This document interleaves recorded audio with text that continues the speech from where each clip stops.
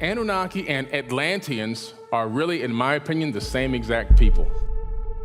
Atlantis is everywhere. We are all standing and sitting on Atlantis at this exact moment. The Ring City, in my opinion, was just one of many capitals on Earth.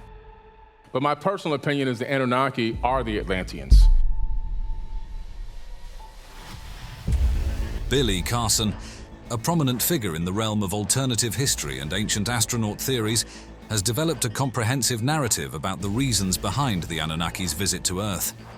Drawing from ancient texts, mythology, and speculative theories, Carson provides a multifaceted explanation for the Anunnaki's arrival on our planet. So why did they come to planet Earth? There was an ancient galactic war there. This created something called space refugees. One of the central themes in the interpretation is the Anunnaki's need for gold. According to these theories, the Anunnaki required gold for their home planet, Nibiru. It is posited that gold had unique properties vital for Nibiru's atmosphere or technological needs. This aligns with Zecharia Sitchin's interpretations of Sumerian texts, suggesting that the Anunnaki used gold to create a protective shield for their planet's atmosphere, reflecting cosmic radiation and stabilizing their environment. Upon discovering Earth, the Anunnaki identified it as a rich source of gold. They established extensive mining operations, primarily in regions like southern Africa, where ancient gold mines have been found.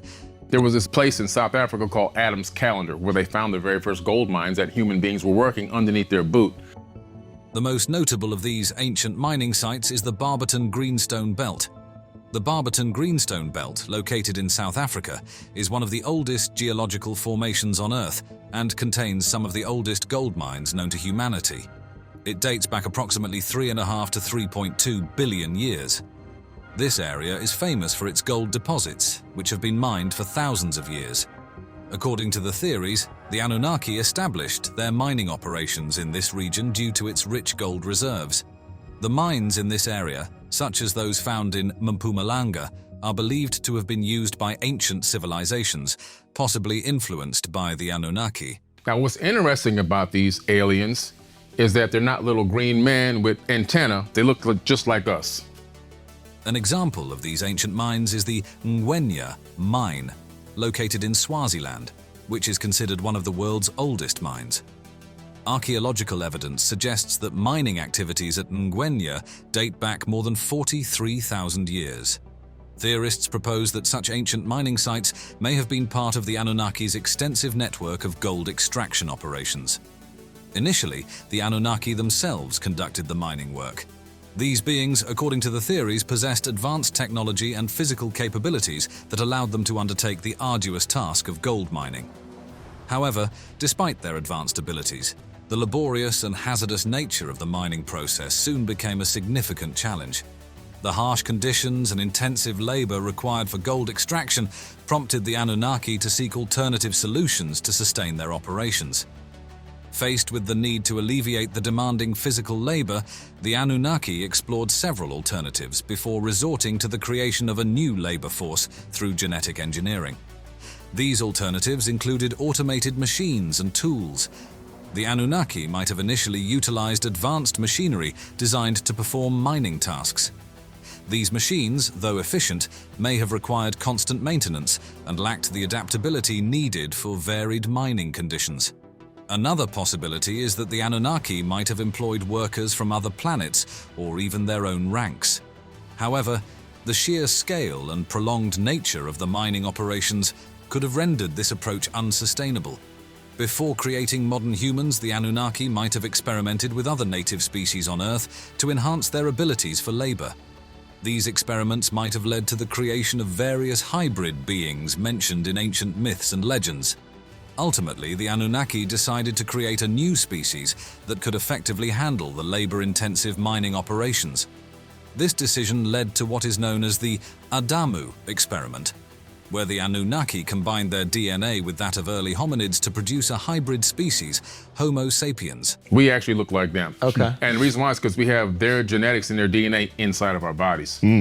The primary reason for genetically modifying humans was to create a labor force capable of performing the strenuous and repetitive tasks required for mining gold. The Anunnaki sought a species that was intelligent enough to follow complex instructions, but still docile and subservient. By blending their DNA with that of early hominids, the Anunnaki aimed to produce beings who possessed the physical endurance and adaptability of Earth's native species, combined with the intelligence and technological proficiency of the Anunnaki. The Adamu experiment involved the creation of the first humans, Adam and Eve, as laborers. This concept parallels the biblical creation story, but with an extraterrestrial twist. The term Adamu is used in Sumerian texts to refer to the first man, created by the god Enki and the goddess Ninhursag. These deities, interpreted as Anunnaki scientists, conducted a series of genetic experiments to develop a suitable human workforce. The initial experiments by the Anunnaki focused on combining their own DNA with that of various indigenous species on Earth. These early attempts resulted in numerous failures and partial successes, producing beings that either lacked the necessary intelligence, physical capabilities, or docility required for effective labor.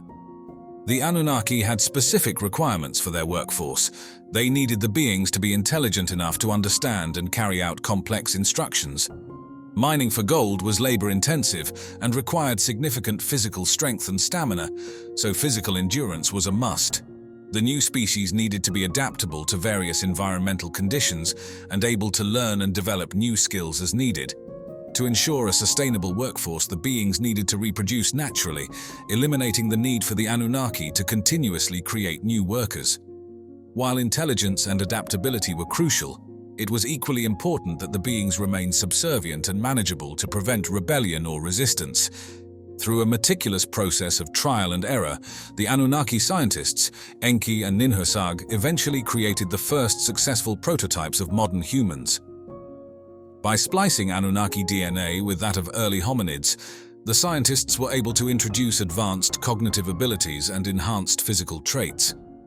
This genetic intervention was aimed at elevating the primitive hominids' capabilities to meet the labor demands. Once the new humans, referred to as Adamu, were created, they underwent training to learn the specific tasks required in mining and other labor-intensive activities. This ensured that they could perform their duties efficiently. Additionally, the Anunnaki scientists carefully integrated traits that promoted loyalty and subservience. This was done to ensure that the humans remained compliant and did not challenge the authority of their creators. The narrative about the Anunnaki posits that these ancient extraterrestrial beings created humans for the purpose of mining gold, a resource they needed for their home planet, Nibiru. This raises intriguing questions about the long-term implications for humanity and whether the Anunnaki might return to collect the gold.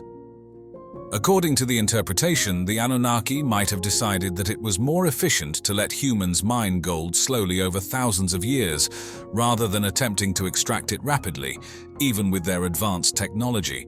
This theory could be based on several factors. First, even with advanced technology, the sheer volume of gold embedded in the Earth's crust may have made rapid extraction impractical.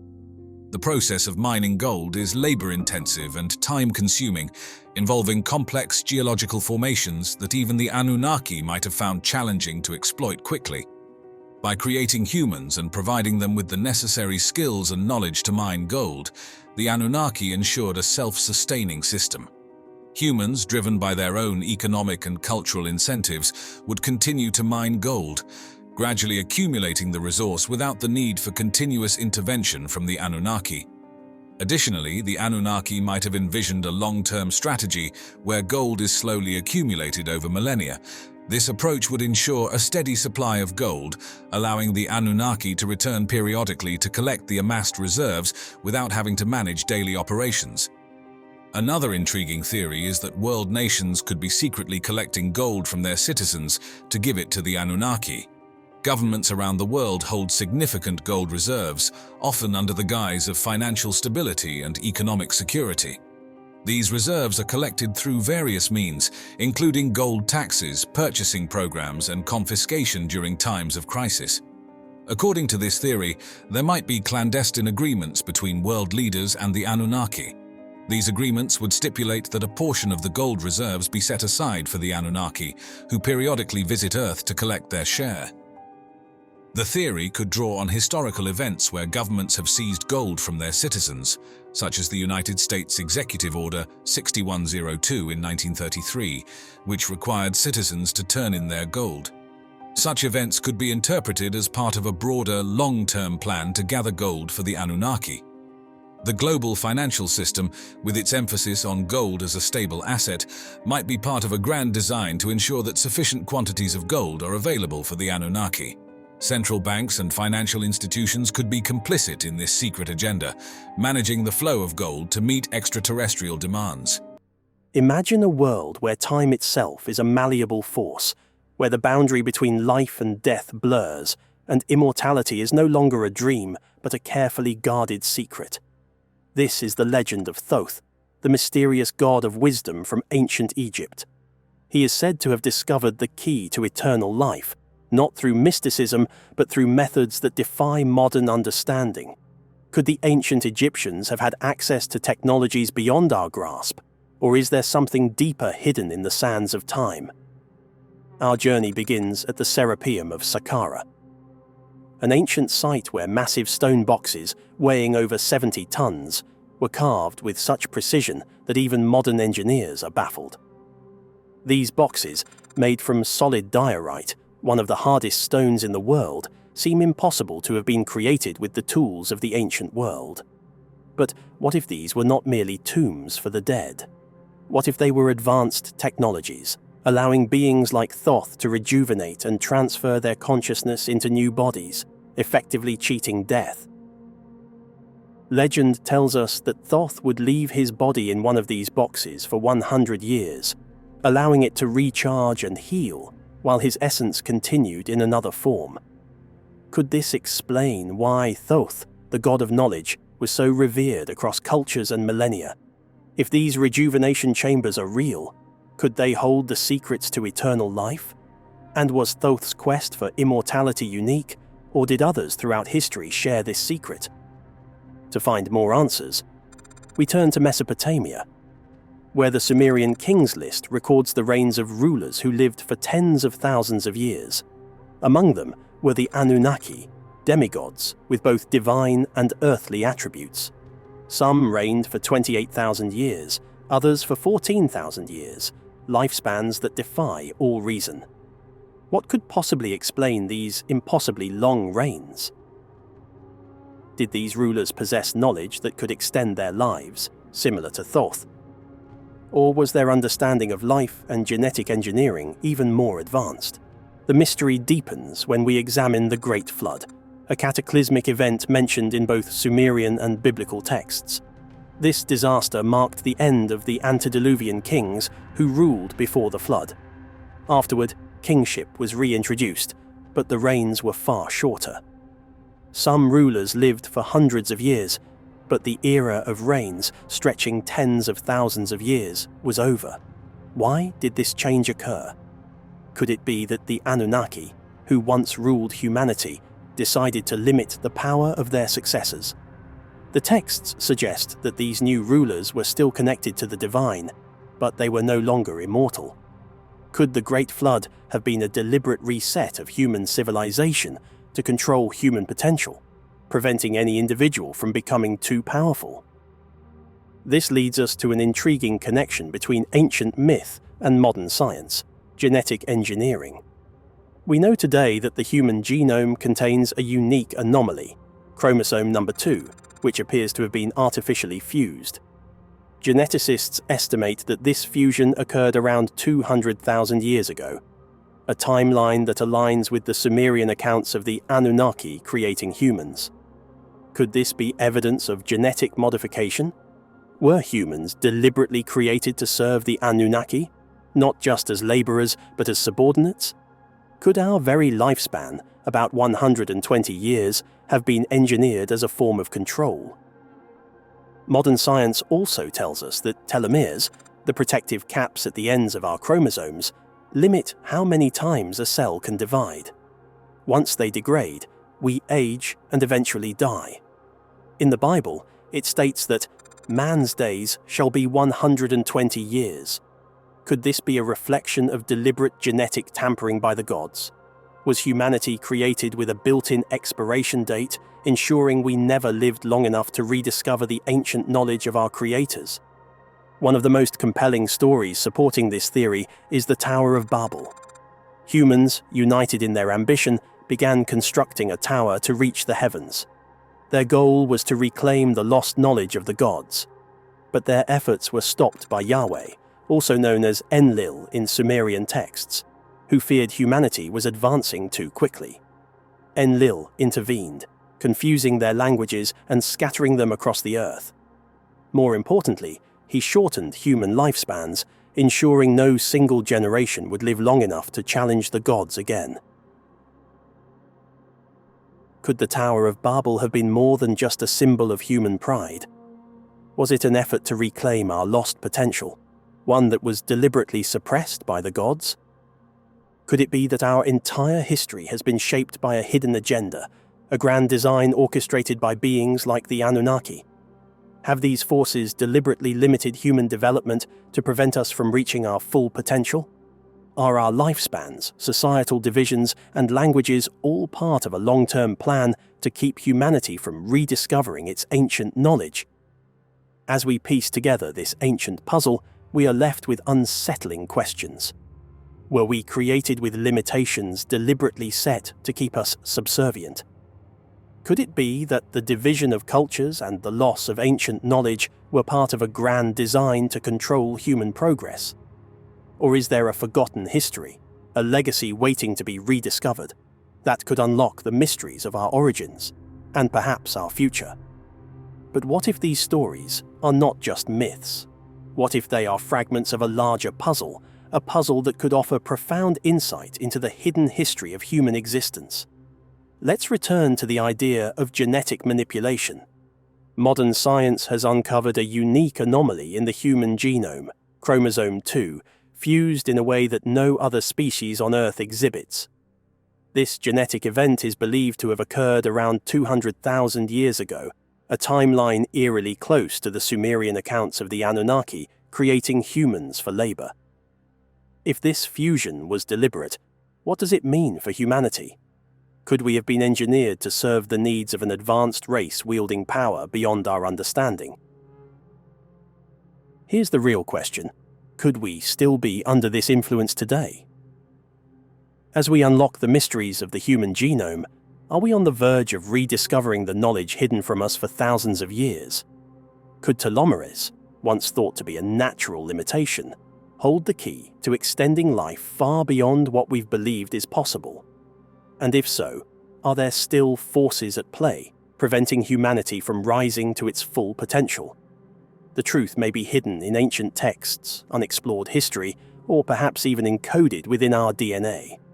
As we continue to explore these mysteries, the lines between myth, science, and reality will blur. The question remains, are we ready to discover the truth? At first glance, a carved symbol of a simple handbag on an ancient artifact might seem unremarkable, a mundane detail easily overlooked. But take a step back, and the mystery deepens. This same handbag symbol appears across the globe, in Mesopotamia, Mesoamerica, Asia, Africa, Europe, North America, and even on remote islands. Cultures separated by vast distances and centuries, seemingly without contact, all depicted the same mysterious object. What are these handbags, and why do they appear in cultures that, by all accounts, should have had no knowledge of one another? This global phenomenon has puzzled archaeologists for generations. The places where these handbag carvings appear are as varied as they are vast. In Mesopotamia, the symbol shows up in the art of the Sumerians, Assyrians, and Babylonians. Across the ocean, it's found in pre-Aztec and pre-Mayan Olmec cultures, and the ancient tribes of Veracruz. The 12,000-year-old site of Göbekli Tepe, one of the world's oldest known religious complexes, also features carvings of the handbag. The sheer spread of this symbol raises a compelling question. Why? Mainstream archaeologists have proposed a simple explanation. Perhaps these carvings simply depict mundane bags, common objects across all cultures. After all, bags are universal. maybe the handbags were just practical items, like bowls or tools, depicted as part of everyday life. But these carvings tell a different story. The handbags are rarely shown in ordinary scenes. Instead, they appear in sacred contexts, held by deities or featured in mythological depictions. Far from everyday objects, they seem to carry deeper significance. Why would a common item appear consistently alongside gods, divine symbols, and cosmic depictions? It's not just their recurrence that fascinates researchers, it's their uniformity. Despite the diversity of cultures, the handbags appear almost identical in form. Same shape, same size. Even the way they are held is similar across continents. If these cultures developed independently, why would they all depict the same object in the exact same way? Could this be more than coincidence? Some researchers propose that the handbags might represent something far more profound, the cosmos itself. In this theory, the semicircular handle symbolizes the sky, while the square base represents the earth. Together, the union of heaven and earth, the divine and material worlds. It's a tempting interpretation, given how many ancient cultures had detailed cosmological knowledge. But such a simplistic depiction feels out of place compared to the intricate ways these civilizations usually represented the cosmos. Why would sophisticated cultures opt for such minimalism? Another theory suggests these handbags are remnants of advanced technology from a forgotten age. In an Assyrian relief, figures holding handbags stand around the Tree of Life. Some suggest the tree could resemble a Tesla coil, a device invented by Nikola Tesla to transmit wireless electricity. In this theory, the handbags might have functioned like batteries, storing power generated by such Tesla-like devices. This theory isn't confined to Mesopotamia. In Egypt, some symbols that resemble Tesla coils have been found, with the Ankh symbol possibly representing ancient energy transmission. Could these handbags have been tools used in a lost energy network, carrying knowledge or power? The mystery deepens even further in Central America. In one Olmec carving, the god Quetzalcoatl cradles a figure holding a handbag. Some suggest that the figure may be seated in a flying machine powered by the handbag. A similar carving from Veracruz depicts a figure resembling a modern astronaut, complete with what looks like a life support system. Could these handbags be the keys to understanding lost technologies from an ancient civilization? There is another theory, one that ties these mysterious carvings together in a profound way. The handbags, some believe, represent the transfer of divine knowledge. It's not just the handbags themselves that matter, it's who is holding them. Across cultures, these handbags are often depicted in the hands of gods or figures directly linked to the foundation of civilization. In Assyrian reliefs, figures holding handbags are often depicted around the Tree of Life, a symbol of divine knowledge and creation. In their hands, they also hold pine cones, symbols of enlightenment and spiritual awakening. The pine cone has long been associated with the pineal gland, or third eye, believed in many cultures to be the seat of spiritual consciousness. Could these carvings be depicting divine beings passing sacred knowledge to humans? Similar depictions can be found in India, where the handbag is shown in front of Shiva, the god of creation and transformation. In Indonesia, the handbag is seen with Panji, a cultural hero who, like Quetzalcoatl and Oannes, brought wisdom and knowledge to his people. These figures share a common thread. They are the bringers of culture and civilization, lifting humanity from its primitive state.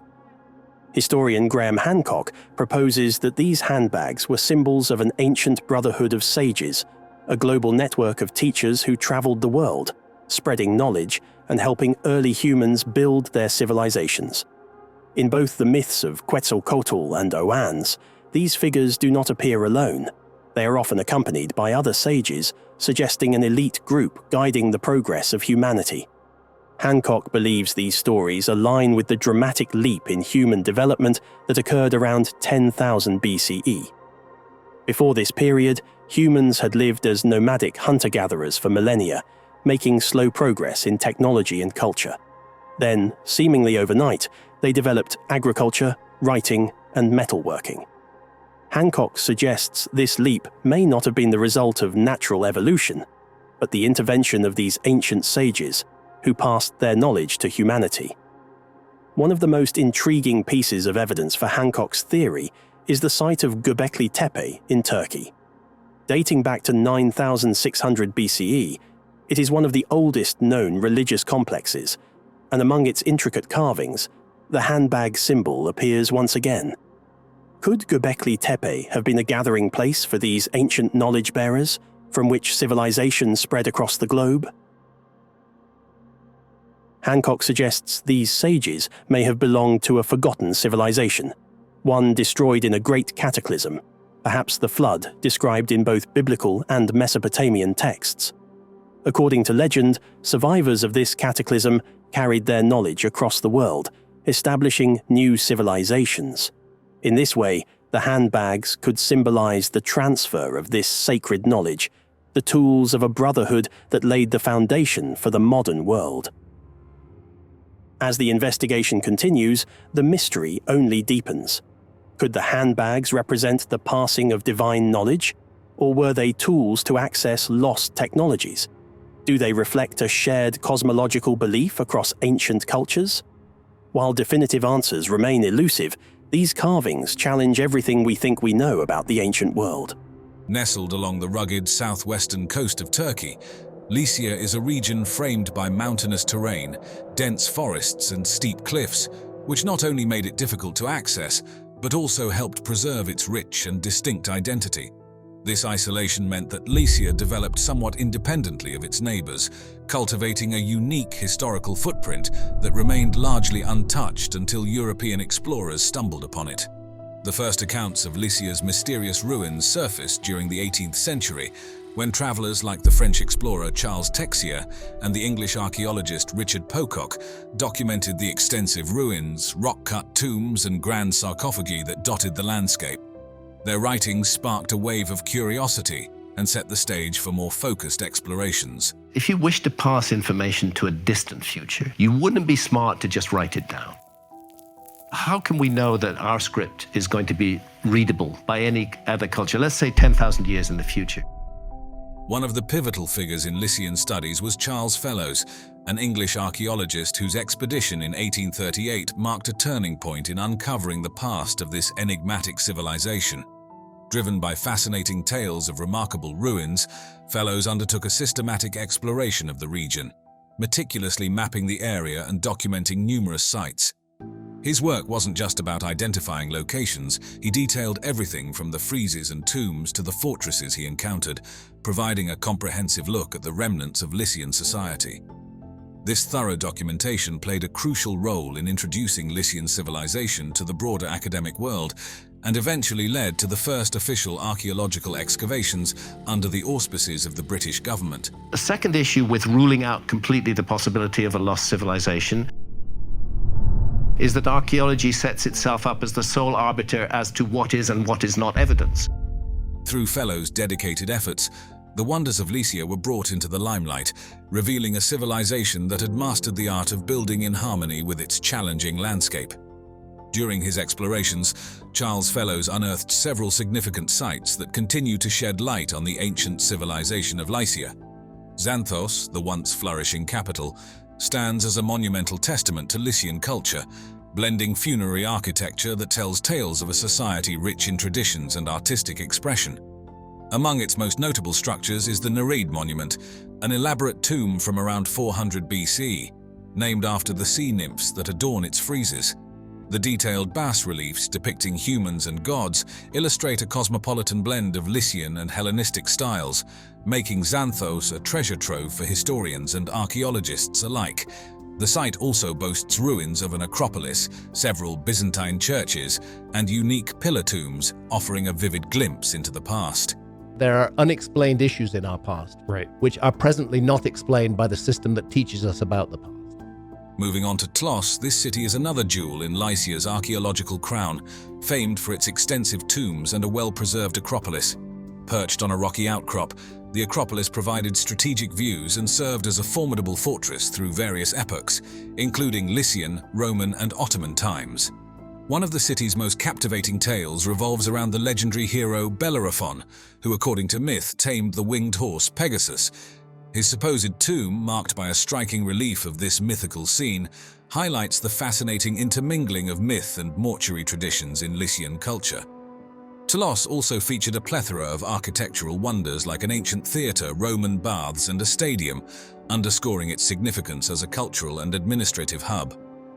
Further exploring the region, Mycenae, though less documented than Xanthos and Tlos, is critically important for understanding Lycian burial customs. The intricately carved tombs here are not just architectural feats, but also serve as a canvas for rich narrative reliefs and inscriptions in the Lycian language. These inscriptions are invaluable, providing insights into the social structures, laws, and daily life of the Lycian people, and offering a profound perspective on their linguistic and cultural landscape. Each of these sites, discovered or studied extensively by fellows, continues to offer invaluable insights into the ancient world, revealing the complexity and richness of Lycian society. When exploring the ancient burial practices of the Lycians in sites such as Xanthos, Tlos, and Mycenae, a fascinating contrast emerges with Egypt's Valley of the Kings. Both regions are renowned for their elaborate tombs designed to honor the deceased, yet they embody profoundly different architectural styles and cultural philosophies. The Valley of the Kings, with its subterranean tombs, was crafted to prepare for the afterlife and separate the dead from the living, reflecting a focus on the otherworldly. The book of what is in the Duat, which you will find painted on the walls of many of the tombs in the Valley of the Kings. In stark contrast, Lycian tombs are monumental and highly visible within the landscape, signifying a different approach to death and remembrance where the dead remain a part of the community's everyday life, visible and integrated within their environment. The pivotal explorations by Charles Fellows not only brought these Lycian sites to the broader attention of the world, but also secured crucial interest and funding from institutions like the British Museum. His initial expeditions in the 1840s, sanctioned by the British government, eventually led to the transportation of significant artifacts, including pieces from the Nereid Monument back to England. These artifacts would later become central exhibits at the British Museum, sparking debates about cultural heritage and the ethics of artifact repatriation. Fellows detailed his adventures and findings in An Account of Discoveries in Lycia, a publication that not only catalogued his discoveries, but also offered insights into the potential connections between the Lycian script and the early Greek alphabet.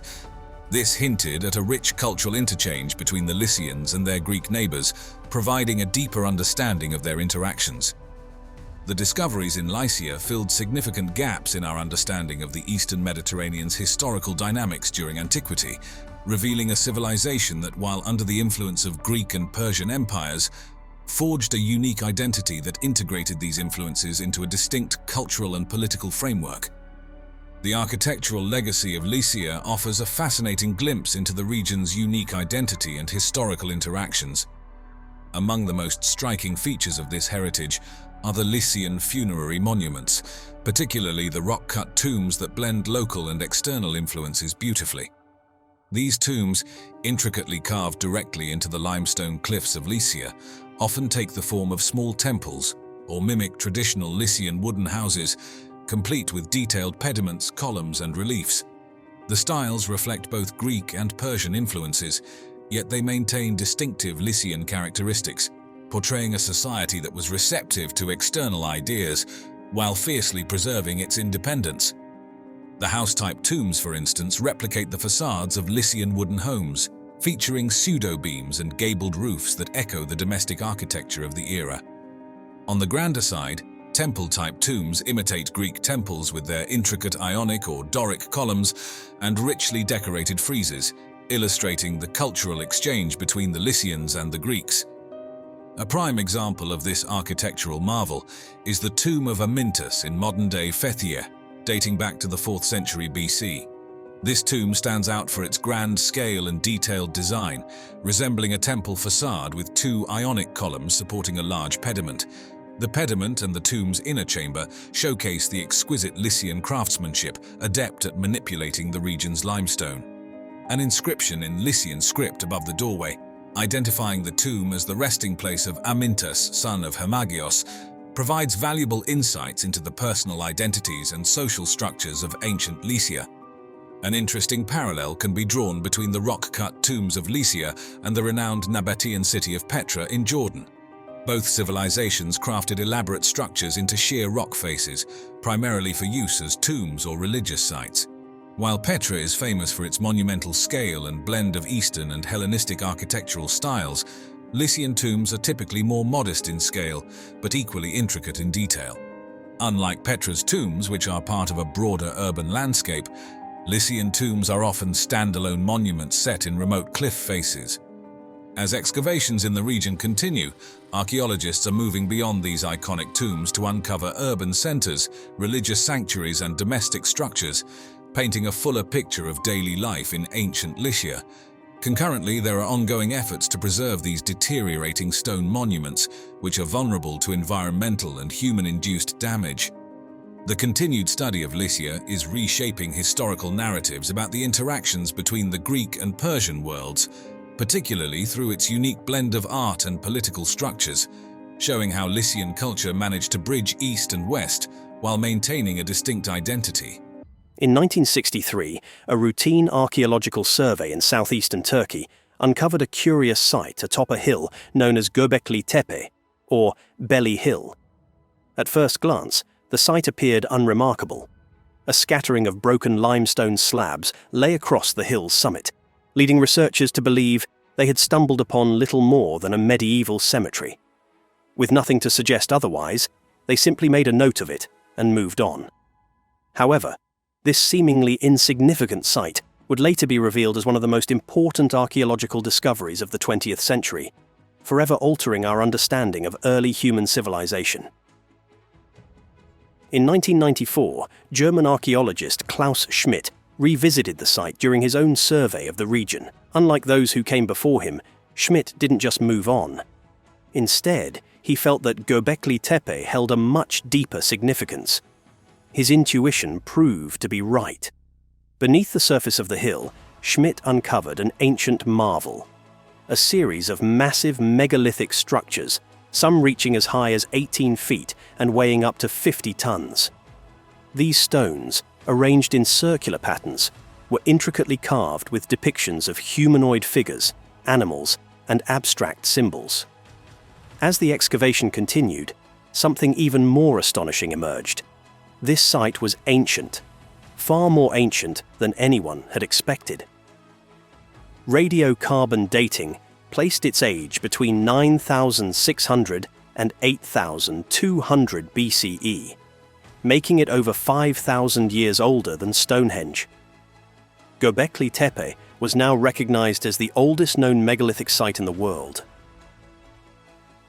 The question then arose: who could have created this monumental structure over 11,000 years ago, at a time when humanity was still presumed to be in the throes of a hunter-gatherer existence? How did they manage to move these enormous stones and carve them with such precision in an era so long before the advent of writing or advanced tools?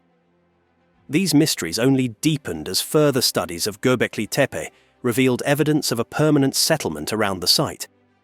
This new finding suggested that the builders of Göbekli Tepe were not nomadic hunter-gatherers, but rather members of an advanced civilization, a civilization older than any previously recorded.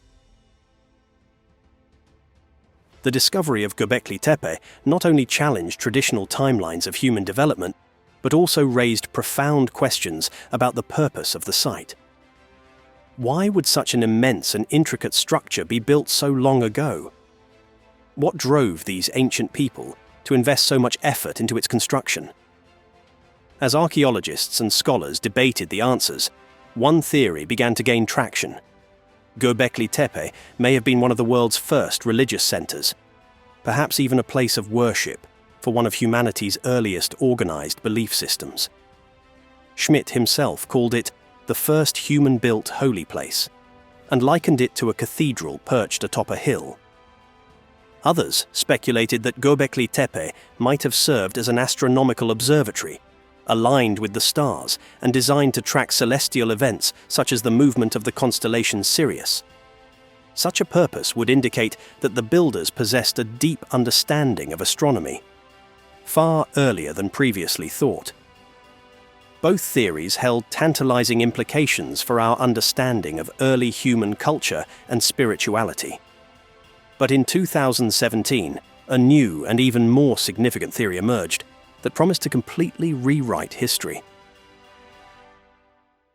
That year, two researchers, chemical engineers Martin Sweatman and Dimitrios Tsikritsis, turned their attention to one of Göbekli Tepe's most enigmatic features, the Vulture Stone. This intricately carved pillar, featuring depictions of animals and abstract figures, had long puzzled scientists. But Sweatman and Tsikritsis believed that the Vulture Stone held a hidden message. After close study, they concluded that the carvings were not just decorative, but rather encoded a form of information. In their view, the animals depicted on the stone represented ancient constellations, such as Scorpio, represented by a scorpion, and Libra, symbolized by a duck-like figure. At the center of the carving was a circular shape, which the researchers interpreted as the sun. According to Sweatman and Tsikritsis, the Vulture Stone was not merely a work of art, it was a time capsule. They believed it recorded the alignment of the constellations at a specific point in history, providing a date stamp for a significant event in human history. But what event could have been so monumental that it was memorialized on this ancient stone? The answer, according to the researchers, lay in another part of the carving. A series of square symbols at the top of the pillar, accompanied by strange descending lines. Sweatman and Tsikritsis proposed that these symbols represented fragments of a comet falling to Earth, while the headless man depicted in the bottom right corner symbolized the devastation caused by the event. In their seminal article published in Mediterranean Archaeology and Archaeometry, the researchers put forward a bold hypothesis. The Vulture Stone was a record of a cataclysmic event, the Younger Dryas impact. The Younger Dryas event was a period of sudden global cooling, lasting approximately from 12,900 to 11,600 years ago, during which Earth experienced dramatic shifts in climate. Geological records show that this time was marked by super tsunamis, widespread flooding, massive wildfires, and the extinction of many species. But what caused this global catastrophe had long been a matter of debate. One of the leading theories was that the Younger Dryas was triggered by a comet impact, which vaporized the ice caps covering much of North America and plunged the planet into chaos. If true, this theory would have staggering implications. It would suggest that not only did a sophisticated civilization exist more than 12,000 years ago, but that this civilization also had the capability to record astronomical events with precision. This raises a host of new questions. Who were the builders of Göbekli Tepe? How did they possess such advanced knowledge? And why have they been absent from the pages of history for so long? The possibility that Göbekli Tepe contains a record of one of the most devastating events in human prehistory opens a new chapter in our understanding of early civilization. As researchers continue to unearth the secrets of the site, it's clear that Göbekli Tepe may not have been the only place where evidence of this catastrophic event is preserved. Indeed, it seems that the builders of Göbekli Tepe were not the only ones affected by the Younger Dryas event. In the region surrounding Göbekli Tepe, another set of ancient structures provides clues to humanity's response to the disaster. Turkey is home to a network of underground cities, some of which stretch for miles beneath the Earth's surface. These vast subterranean complexes, such as those found in Cappadocia, have long been a source of wonder and mystery. Archaeologists have long speculated about the purpose of these underground cities. Were they used as shelters during invasions or natural disasters? Some believe these cities may have been built in response to the Younger Dryas event, serving as sanctuaries for those trying to escape the extreme climate conditions that ravaged the Earth during this period. Intriguingly, the ancient religion of Zoroastrianism may hold additional clues to this puzzle. Zoroastrianism, one of the world's oldest known organized religions, is thought to have originated in the region of modern-day Iran, which shares a border with Turkey. The religion's sacred texts, such as the Vendidad, contain stories that bear a striking resemblance to the events of the younger Dryas. In the Vendidad, a man named Yima is warned of an impending catastrophe, a severe winter that will cover the earth in ice and snow. In response, Yima is instructed to build a multi-level underground city where he is to gather 2,000 human couples and every kind of animal. This city, much like Noah's Ark, is meant to preserve life through the catastrophe. When the younger Dryas deep freeze ended, Yima's people re-emerged from their underground shelter to repopulate the earth. Could the story of Yima be a distant memory of the younger Dryas event, passed down through oral tradition? And could the underground cities of Turkey be the real-world counterparts to the shelters described in the Vendidad?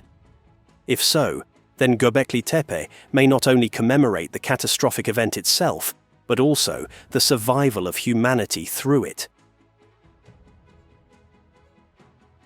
As we continue to investigate the mysteries of Göbekli Tepe and the underground cities of Turkey, the pieces of a much larger puzzle begin to fall into place.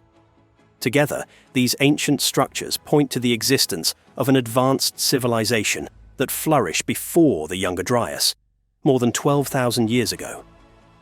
This civilization, it seems, possessed the knowledge and skills to construct monumental buildings, track the stars, and survive cataclysmic events.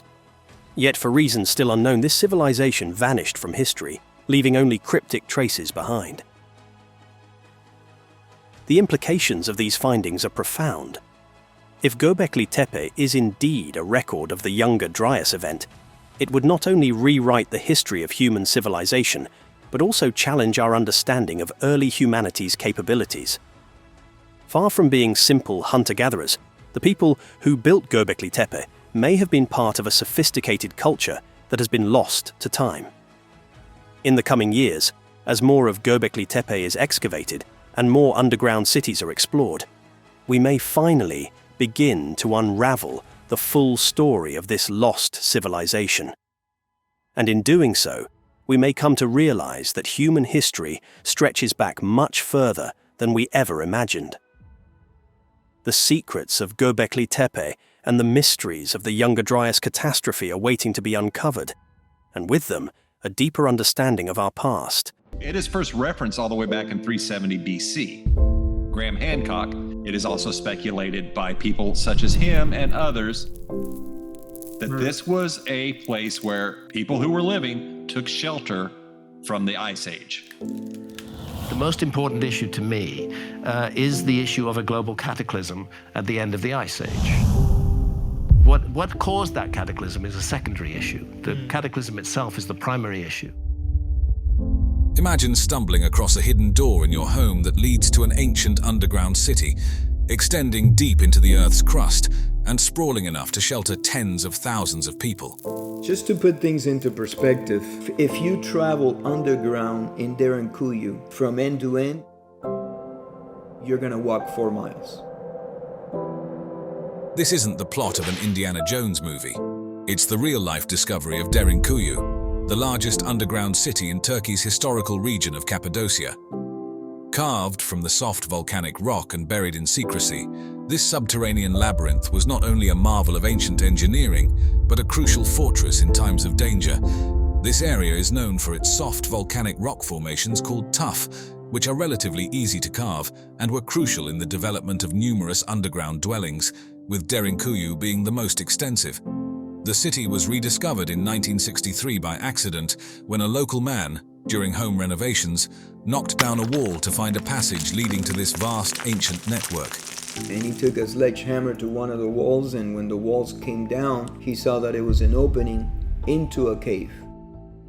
This discovery unveiled a complex that extends more than 85 meters below the Earth's surface, hidden under what was thought to be just a typical Turkish rural settlement. He had come to an opening where there were several other passages that he could take. And then he said, you know what, this is a little bit too much. So he ended up calling the authorities.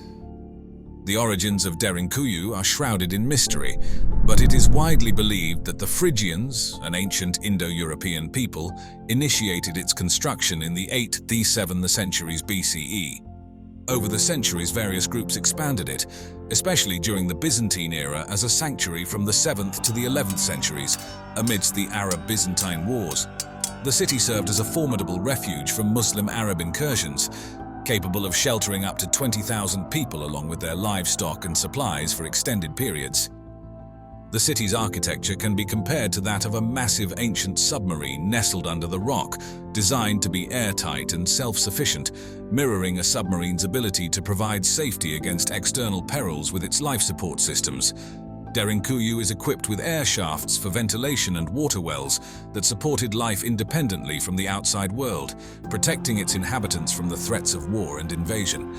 The engineering marvel of Derinkuyu is as ingenious as it is expansive. The entire city was manually carved from volcanic rock, with corridors strategically designed to maximize space and functionality. It features everything necessary for prolonged underground life, including stables, churches, schools, and multiple storerooms. The fact that they found a chapel gave to the theory that Christians were hiding there. These spaces not only served their primary functions, but also doubled as meeting halls, illustrating a well-organized community capable of thriving under the surface. The city's layout and the architectural choices made reflect a profound understanding of both defensive strategy and urban planning, making Derinkuyu a fascinating study in ancient engineering and survival tactics. Continuing from the initial exploration of Derinkuyu's incredible architecture and its rediscovery, it's fascinating to delve deeper into the structural intricacies that make it a marvel of ancient engineering.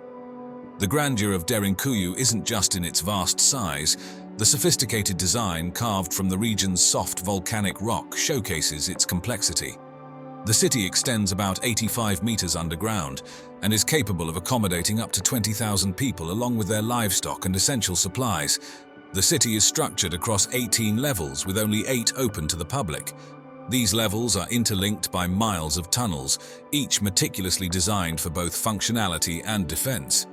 The effort required to excavate and shape this massive subterranean complex is reminiscent of the monumental work seen in the Great Pyramids of Egypt, highlighting the extraordinary capabilities of ancient civilizations with limited technological means. That actually is one of the moments when I realized how difficult the Great Pyramid must have been to build. With all the blocks and supposedly a huge workforce, so whatever the Egyptologists imagined was done, and I don't believe anybody knows how it was done. Yeah. One of the most pivotal features of Derinkuyu is its ventilation system, which includes over 15,000 narrow ducts, ensuring that fresh air circulates even to the lowest depths. This advanced engineering is akin to modern skyscraper technologies used to manage airflow efficiently across large buildings. Security was also a key element in the city's design. The narrow entrances forced individuals to bend while navigating the tunnels, a strategic choice that limited easy access by invaders. These could be further secured by large stone doors, which could be rolled across to block the passages, much like bunker doors in contemporary military uses. The internal layout of Derinkuyu suggests a highly organized society was at work here.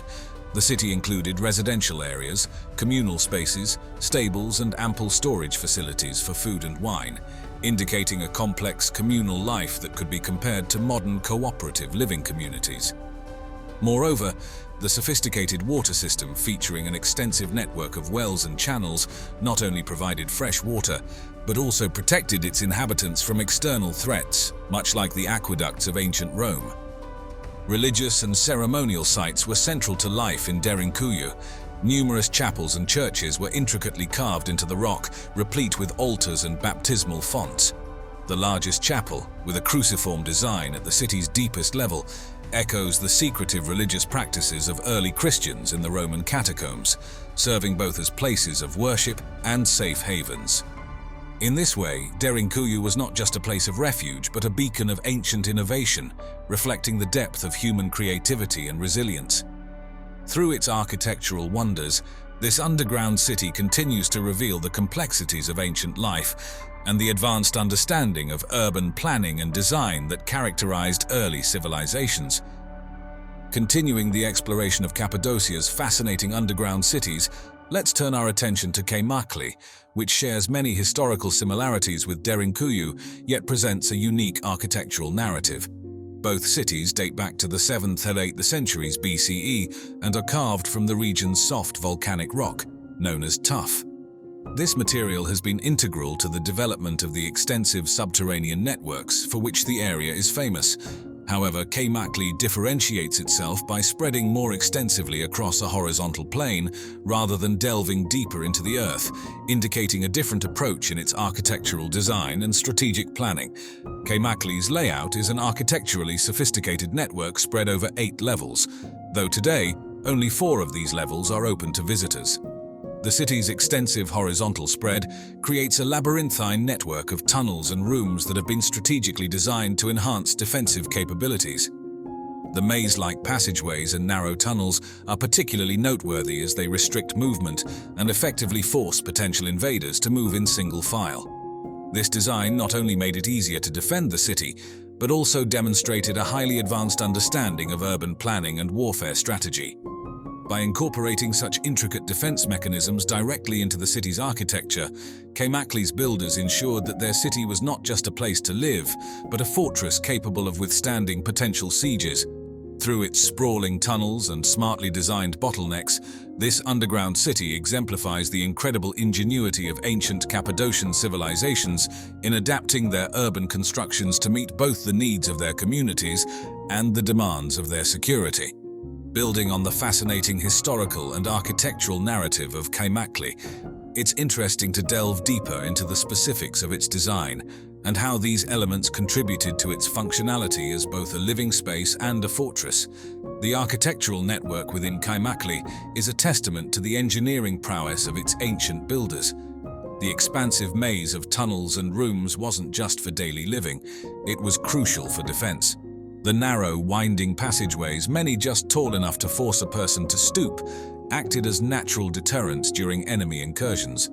These cramped quarters significantly disadvantaged taller individuals and large groups who could be easily ambushed by the city's defenders. The city was ingeniously planned to support a complete societal structure underground. Each floor of Kaymakli could function as an independent unit, equipped with all the necessities for prolonged isolation. The layout of Kaymakli bears striking similarities to the mythological labyrinth of King Minos in Crete, designed to disorient and trap the Minotaur. Like this ancient labyrinth, Kaymakli's complex network of passageways was strategically designed to protect its inhabitants by maximizing defensive advantages and restricting enemy movement. This design reflects the defensive architecture that is typical of ancient Cappadocian settlements. Unlike Derinkuyu's vertical expansions, Kaymakli's more horizontal spread allowed for easier communication and movement of troops within the city during emergencies, offering a strategic edge. Overall, Kaymakli not only showcases the architectural innovations of its time, but also symbolizes the ingenuity of ancient societies in leveraging their environment for survival. From its communal living spaces to its defensive mechanisms, the city illustrates a sophisticated understanding of urban planning and military defense that was remarkably advanced for its era.